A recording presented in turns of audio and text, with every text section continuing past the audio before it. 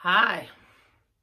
Well, today was a very weird day because I got the call this morning to tell me my ashes were ready to collect. I mean, how strange is that? You're going to collect your own ashes. I'm not sure too many people in the world can say they've done that, but I did. And I'm not sure, it's all just a little bit weird. So they gave me the ashes back in a box, the ashes of the leg. Pleased to say the box is a lot less heavy than the actual leg was. I'm not sure what I expected, but I have ashes of a whole person weigh quite a lot, but ashes of my leg don't really weigh too much at all. And I just got them in this little box like this. So a lot of people have asked me, why the heck did I want it back? Well, it just didn't seem right to have a body part just like discarded like trash.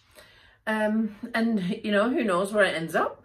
So that's why I wanted it back, because I wanted to make sure that it ends up in an appropriate location.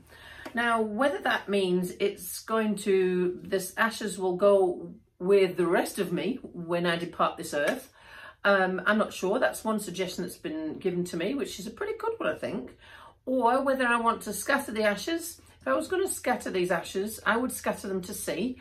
And the reason for that is because my granddad's ashes were scattered to sea, and I always imagined the ocean to touch all the continents, and so I go and sit at the sea when I'm missing my mum. And she's never been to New Zealand, but I sort of, imagine in my mind, the sea touches all the continents, so she'll be out there somewhere, looking over me. And that's why I would scatter them to sea if it was going to be anywhere. But like I say, I'm just going to hang on to them for now till I've decided really what I will do. I'm going to give it some proper thought.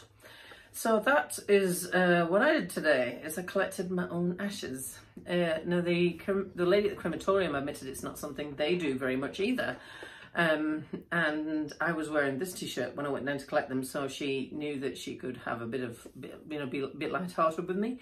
And then my day ended with physio. Now, I'm feeling a little bit frustrated because I'm still sitting in a chair, and I feel like I could do more than just sit in a chair. However, the physio and we did some arm and balance exercises. So I'm back on the Pilates Reformer, which is you lie on a platform and then you move objects that move this platform back up and down against spring resistance. Today we were working on arms, and then he had me standing up, holding onto a bar, pulling it down and up. Now, actually, I found this a lot easier than I thought. What I'm finding is if I've got a very tiny reference point, I find balancing now, standing on one leg, very, very easy. If I've got a little tiny reference point, like holding onto the bar with one hand. Now, we did it with two, and then we did it with one, and I wasn't sure how the one would go and where to put my hand, because, it might send me off balance, and I'm very conscious of the fact that if I do go off balance, I go off to that side, because I still haven't quite got the right amount of correction. When you go into panic mode, I'm still trying to stand up straight. So, yes, so when we did the arms down exercise with one hand, I put the hand in the middle, and I was able to do it okay with both. Now, the left one was harder and took more concentration, but I still could do it, and I could do it without overbalancing, and I was feeling very sturdy on one leg. So that pleased me somewhat. And then we did some swimming arm type exercises and those sorts of things. Now, the limb centre appointment is in a week on Monday.